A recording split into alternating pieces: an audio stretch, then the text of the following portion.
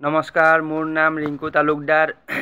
জুবিনদাৰ কেছটো অসমৰ ৰাইজে চাই আছে, ঠিক তেনেদৰে ময়ো চাই আছোঁ। কি হ'ল, কেনেকৈ হ'ল, কিয় হ'ল, এইবোৰতো সকলোৱে দেখি আছে। মুখ্যমন্ত্ৰীয়ে সামাজিক মাধ্যম ফেচবুক লাইভ আহি নিজৰ বক্তব্য প্ৰকাশ কৰি আছে।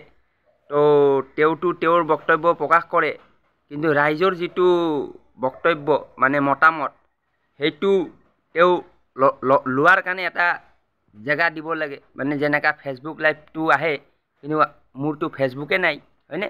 তো মোৰ ক'ব লগাখিনি কেনেকৈ জনাম? তো মই সেইকাৰণে ইউটিউব ভিডিঅ' বনাই জনাব লাগিব। তো ইয়াত আপোনাৰ মোৰ মনততো বহুত প্ৰশ্ন আহিছে। এইবিলাক প্ৰশ্নটো এতিয়ালৈকে মুখ্যমন্ত্ৰীয়ে দিয়া নাই। এতিয়া নতুন প্ৰশ্ন এটা আহি আছে। এইটো হ'ল কি,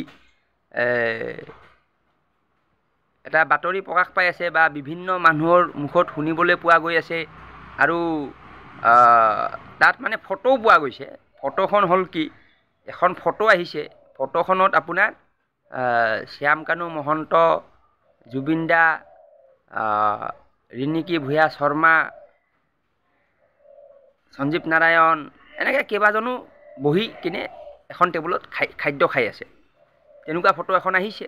তো এতিয়া ৰাইজৰ মনত প্ৰশ্ন আহিছে, আৰু কিছুমানে এই প্ৰশ্নটো উত্থাপনো কৰিছে। কৈ আছে যে নৰ্থ ইষ্ট ফেষ্টিভেলৰ লগত ৰিণিকী ভূঞা শৰ্মাৰ কি সম্পৰ্ক? কিবাটো এটা কানেকশ্যন আছে।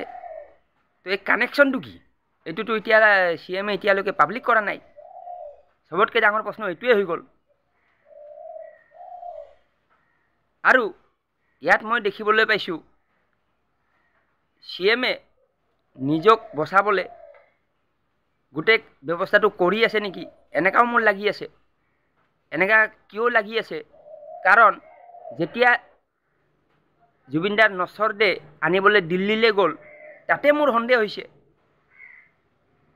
মই ইয়াৰ আগতো কৈছোঁ, ইয়াৰ আগৰ ভিডিঅ'টো মই কৈছোঁ যে তুমি যদি দিল্লীলৈ যাব পাৰিলা, তুমি ছিংগাপুৰ নগ'লা কেলে? ঠিক আছে, তাতে ৰখাই দে, মই গৈ আছোঁ। মই একদম ইয়াৰ পৰা দিল্লী যাম, দিল্লীৰ পৰা মই ছিংগাপুৰ যাম, ছিংগাপুৰ গৈ কিনে মই ৰিচিভ কৰি আছোঁ। মই একদম বুজি ল'ম, মানে কি হৈছে কি হোৱা নাই গোটেই বুজি ল'ম। বুজি লৈ কিনে মই তাৰ পৰা লৈ আনিম। বা যদি ছিংগাপুৰ তুমি যোৱা নাই আনিবলৈ, তুমি দিল্লী যাব নালাগে, অসমত বহি থাকা। যোনে লৈ গৈছে সি লৈ আহিব, হয়নে? সেইটো নাই কৰা। সেইটো কিয় নাই কৰা? সেইটো কৰিলে এই নচৰ দেহৰ লগত যিবিলাক মানুহ আহিব, লগালগ এৰেষ্ট হৈ যাব, হয়নে? বা মানুহে সাংবাদিকে তেওঁলোকক প্ৰশ্ন সুধিব যে দাদা কি হ'ল, আপুনিতো লগত আছিলে, আপুনি কওকচোন কি দেখিছিলে, কি হৈছিলে, এইবিলাক প্ৰশ্ন সুধিব। এইবিলাক প্ৰশ্নৰ পৰা পলাবৰ কাৰণে মানে বচাই দিলে দিল্লীত গৈ কিনে, হয়নে? তো এইটো প্ৰশ্ন আছে। লগত আপোনাৰ নৰ্থ ইষ্ট ফেষ্টিভেলৰ যিটো বিজনেছ, এই বিজনেছৰ লগত মানে ৰিণিকী ভূঞাৰ কানেকশ্যন আছে, এইটোতো প্ৰমাণ হৈ গ'ল। আৰু এই প্ৰমাণটো লুকাবৰ কাৰণে SIT বনাইছে। SITয়ে গৈ শ্যামকানুৰ ঘৰত যিবিলাক নথি পত্ৰ আছে সেইবিলাক গাইড কৰি দিলে। আকৌ এটা কথা কৈ আছে কি, যদি SIT ফেইল হয় তেতিয়া CBIক দিম। তো CBIৰ মানুহ আহি যেতিয়া শ্যামকানুৰ ঘৰত চাব, একোৱেই নাপাব, কাৰণ যিবিলাক আছিল আগত গাইড কৰি দিছে। তো এইটো মানে মোৰ মতে এইটো ৰজাঘৰীয়া জড়িতটো, চবটো ৰিণিকী ভূঞা শৰ্মা তৰ্মা চব জড়িত। তো এইবিলাকক বচাবৰ কাৰণে এই গোটেই প্লেনিংটো কৰি আছে। এনেকা মোৰ মনত প্ৰশ্ন আহি আছে। এই প্ৰশ্নটো CMক কোনে সুধিব? এইটো ফেচবুক লাইভ কৰে, তো কোনোবাই কমেণ্ট কৰক যে ছাৰ ৰিংকু তালুকদাৰ এনেকা প্ৰশ্ন কৰি আছে, ইয়াৰ প্ৰশ্নটোৰ উত্তৰটো দিব লাগে।